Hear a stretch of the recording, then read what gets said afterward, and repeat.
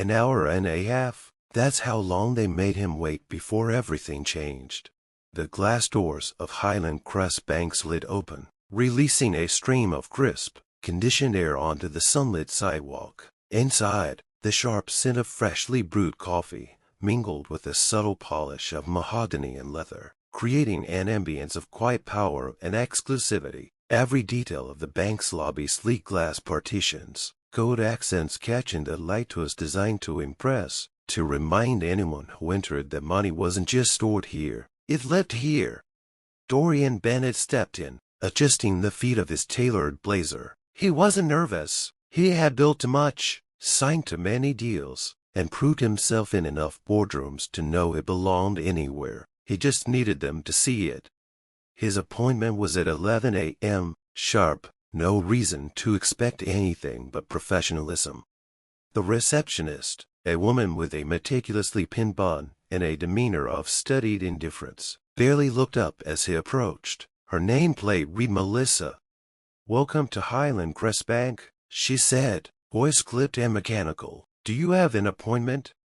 "Dorian Bennett," he replied, placing his leather portfolio on the counter. "I have a meeting with Linda Kramer at 11. She tapped at her keyboard, glancing at the screen. "You're on the schedule," she confirmed, her voice still neutral. "Have a seat. She'll be with you soon." Dorian nodded and stepped toward the seating area, choosing a chair near the floor-to-ceiling windows. Sunlight slanted across the polished floors in crisp lines. Across the room, a cluster of sharply dressed professionals chatted about market shifts and investment trends, kind of easy, confident conversation people had when they knew they belonged. He checked his watch. 10 a.m. He was early. He always was. Then the minutes started to tick by. 11:05, 11:15. He let it slide at first. Banks weren't immune to small delays. But then he watched. A man in a gray suit, early 30s, checked in with Melissa. Less than 5 minutes later, a banker arrived and ushered him through the frosted glass doors leading to the executive offices. Then a woman in a cream-to-colored blazer arrived. No appointment that he could tell, just a friendly, casual exchange at the desk before she, too, was led inside. His name was still uncalled. 11:30? Something was off. Dorian's fingers tapped lightly against his briefcase. He watched the rhythm of movement, the flow of people coming and going. Some entered with the confidence of knowing they belonged. DC smiles, nods of recognition, firm handshakes exchanged with staff. Others, like him, Saturday and waited. The difference: they were being seen. He wasn't. By now, at least 6 people had arrived after him and been ushered inside. And yet, he remained in the same chair, still weighing. He had seen this before. Subtle, unspoken barriers wrapped in plausible deniability. The kind of thing no one ever outright admitted. "Oh, we didn't mean to keep you waiting. Must have been a mix-up. So sorry about that. You know how busy we get." Excuses, wrapped in politeness. Still composed, he stood and walked back to the front desk. Melissa glanced up, face unreadable. "Excuse me," he said, calm but firm. "Has Linda Kramer been informed I'm here?" She sighed, as if he had interrupted something important. A few keystrokes, no eye contact. "She knows. She's just finishing up with another client. No urgency, no real effort to check." "Do you have an estimated wait time?" he pressed, holding back frustration. A barely perceptible glance at her screen, a shrug. "Shouldn't be much longer." And then, right in front of him, it happened again. A woman in a navy blue dress walked in, designer handbag swinging at her side. Mid-phone call, casual, unconcerned. Melissa's posture changed instantly. A smile, a softened voice. "Good morning, Mrs. Lancaster." Barely a pause before a banker appeared, leading her through the glass doors. No waiting, no questions, no "soon." Dorian's jaw tightened. He had been here for nearly an hour. She had been here for seconds. "So," he said, Turning back to Melissa, do appointments actually matter here, or is it first come, first served? For the first time, she hesitated, a flicker of discomfort. I told you, to her, she said, tone clipped, she'll be with you soon. There it was again, that word, soon, a word that excused dismissal without accountability.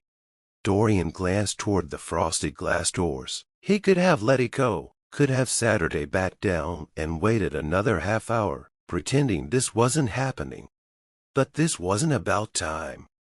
This was about something else entirely. He stood, not angrily, not aggressively, just decisively. Ignoring Melissa's startled reaction, he walked past the front desk, past the waiting area, and pushed open the frosted glass doors himself. Sir Melissa started, but it didn't stop. Beyond the doors, a hallway stretched ahead, lined with executive offices. Some doors were open, revealing glimpses of polished desks and high-back chairs. Others were closed. But one thing was clear. Linda Kramer was not in a meeting. She was at her desk, alone, typing on her laptop. She looked up, surprise flickering into irritation. "Mr. Bennett," she said, clipped, "you should have waited to be called." He met her gaze evenly. "I did." Her lips pressed into a thin line, fingers twitched over the keyboard. "Please, take a seat." Dorian sat her there because she had given him permission, but because he chose to. Something told him this meeting wasn't going to go the way she expected. Dorian Saturday in Linda Kramer's office, his expression unreadable, but the air around him was charged. He had spent an hour and a half being dismissed, disregarded, and underestimated, but now, with Richard Langford standing before him, the power dynamics had shifted entirely. Linda's once confident demeanor was in shambles, and the weight of her mistake was beginning to settle in the space between them. Richard's sharp gaze flickered from Dorian to Linda. "An hour and a half," he repeated, his voice eerily calm. "You left Dorian Bennett waiting for that long?" Linda's mouth opened and closed like a fish gasping for air, scrambling for an excuse. "There must have been a scheduling error," she began, but Richard silenced her with a simple lift of his hand. "I don't do excuses, Linda," he said coolly. "Step outside, now." Linda swallowed hard, her face pale. She stood abruptly and exited the room, the soft click of the door reverberating like a gavel striking wood. Silence settled between the men. Richard exhaled and turned his full attention to Dorian. "I don't know what happened today, but I promise it won't happen again." Dorian leaned back in his chair, arms crossed. "Not to me, maybe," he said, voice even, "but that's not the real problem, is it?" Richard didn't respond immediately. Instead, he studied Dorian for a long moment before finally speaking. "Tell me what happened."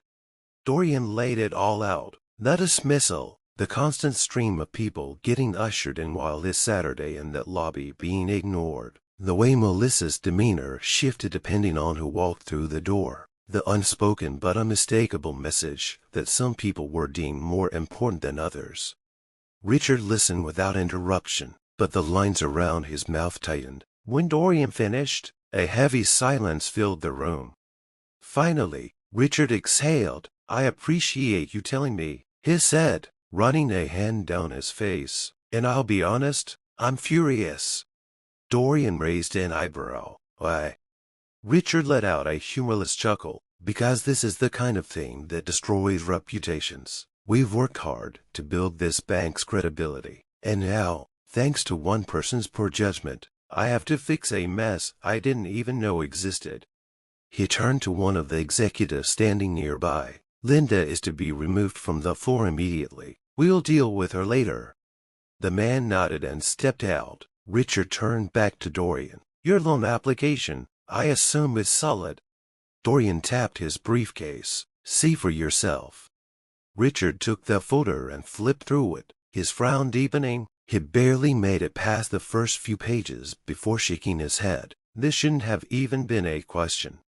He glanced at one of the remaining executives. "Fast track it. I want an approval on my desk by the end of the day.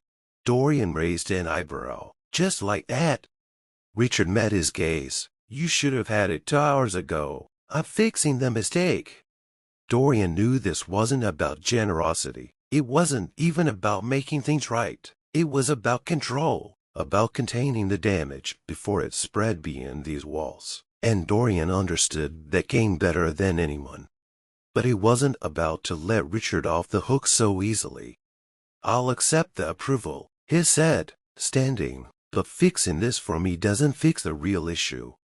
Richard's face remained neutral, but something in his eyes flickered. We'll be having a long conversation about that. Dorian nodded and walked toward the door, but before he left, he made sure to meet Melissa's gaze one last time. She didn't look nearly as confident now. The summer heat pressed against Dorian's skin as he stepped outside. The bank's exterior gleamed under the midday sun, polished and pristine, but inside, cracks had formed. Today wasn't just about a loan. It wasn't even just about Linda. It was about something far bigger, something that had played out in 1,000 different ways in 1,000 different places. It wasn't always loud. It wasn't always overt, but it was there. The assumption that some people belonged in those offices while others had to wait. The quiet dismissals, the polite rejections, the carefully constructed barriers that could always be explained away. But not today. Today, someone had to face the consequences. Dorian checked his phone. A new email had arrived. He opened it and smirked. Loan approved. He slipped his phone into his pocket and walked toward his car, the weight of the moment settling over him. Respect isn't given. It's demanded. And today, he had made sure they remembered that. If you've ever been in a situation like this, if you've ever been made to feel like your time, your presence, your business wasn't valued, speak up. Don't wait for permission. Take your seat at the table. And if they try to keep you waiting, make sure they remember why that was a mistake. Thank you for watching until the very end. If this story resonated with you, don't forget to like the video and share it with your friends. Subscribe to our channel and turn on the notification bell for more inspiring stories. Have a wonderful day.